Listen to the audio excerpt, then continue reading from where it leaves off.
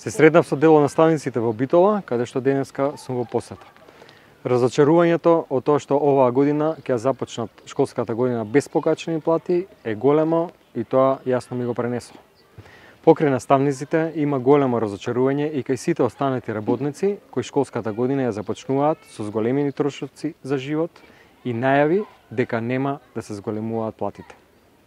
Прекинот на трендот на постојан раст на платите, вклучително и на минималната плата, која што СДСМ успешно го спроведуваше 7 години, е на директна штета на работникот и го загрозува животниот стандард на граѓаните. Сметам дека е погрешно враќањето на оние политики на ВМРО-ДПМН од минатото, кога работниците беа третирани само како ефтина работна сила. Денеска гледаме дека трошоците за живот се покачени, а платите не се зголемуваат, што апсолутно значи дека животот на граѓаните станува потежок. СДСМ останува партнер на работниците, на граѓаните и на синдикатите.